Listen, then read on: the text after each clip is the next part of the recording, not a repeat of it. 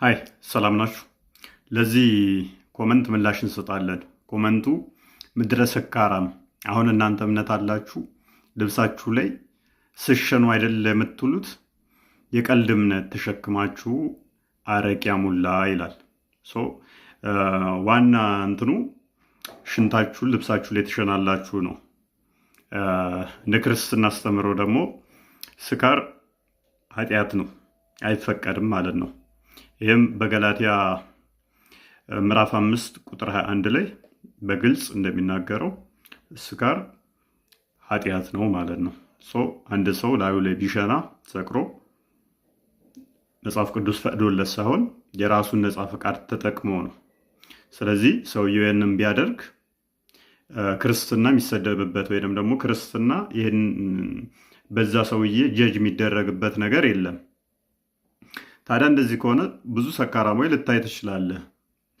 እኔ አሁን ከእናንተ ውስጥ አንስቼ እናንተ ውስጥ እንደዚህ የሚሰክሩ አሉ፣ በጫት የደነዘዙ፣ በሲጋራ የደነዘዙ፣ ተዛ የሚጠጡ ምናምን ማለት አልፈልግም። እንዳሉም አንተም ታውቀዋለህ። ግን ስለ ስካር ቁርአን ምን ይላል ነው እንጂ ዲስከስ የምናደርገው ሰዎች ስለሚያደርጉት ፐርሶናሊቲን መጽሐፍ ቅዱስ ውስጥ ዘና አንገባም ማለት ነው። ነገር ግን በመቆሸሽ ደረጃ ልብስ ላይ በመሽናት ከሆነ በርካታ አዲሶች አሉ። ከመቆሸሽ ጋር በተያያዘ እናንተ የሞራል ልዕልና ዋና ጫፍ ቁንጮ አድርጋችሁ እንደገና ደግሞ ምሳሌ አድርጋችሁ የምትወስዱት ነብያችሁ ሙሐመድ። እስቲ ስለሱ የተወሰነ ልበላችሁ። ሱናን ኢብን መጃ ላይ 537 ላይ እንደዚህ ይላል። ኢት ዋዝ ናሬትድ ዛት አይሻ ሴድ፣ አይሻ ነች የተረከችው፣ ህፃኑ ሚስቱ ማለት ነው። ህፃን ያልኩት ያው እሱ በ50 ምናምን ዓመቱ እሷ በ6 ዓመቷ ስላገባት ማለት ነው። አይ ኦፍን ስክራብድ ኢት ሴመን ፍሮም ደ ጋርመንት ኦፍ ደ ሜሴንጀር ኦፍ አላህ ዊዝ ማይ ሃንድ ትላለች። ምንድነው የምትለው ህፃኗ አይሻ?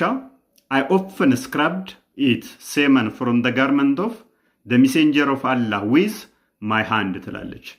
በእጄ ሁሌም ኦፍን ስክራብድ ከነብዩ ልብስ ላይ ሁሌም ስፐርም ፈቀፍቅ ነበር ትላለች። ስፐርሙን ከልብሱ ላይ ፈቀፍቅ ነበረ። ማን የምትለው? ህፃኗ የነብያችሁ ሚስት የሆነችው አይሻ።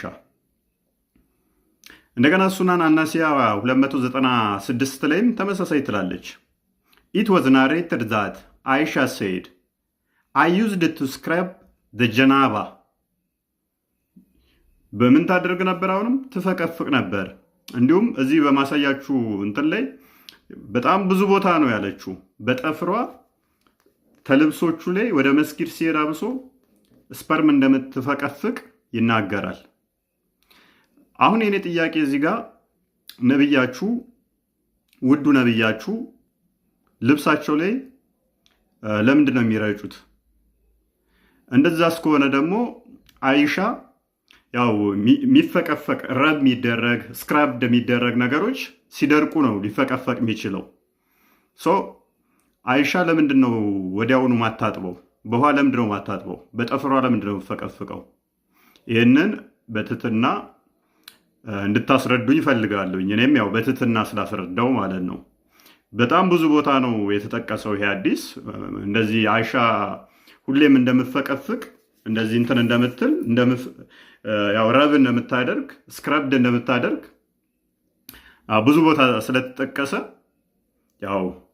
ያውም ሳሂ በሆኑ ሐዲሳት ላይ ስለሆነ እስቲ ስለዚህ ጉዳይ አስረዱኝ። ለምንድን ነው ይሄ የሆነው? ልብሳቸው ላይ ለምንድን ነው የሚረጩት? በአንድ ሌሊት በአንድ ጥባት ከ9 ሴት ጋር እየተኙ ተጨማሪ ደግሞ ልብስ ላይ መርጨትን ምን አመጣው?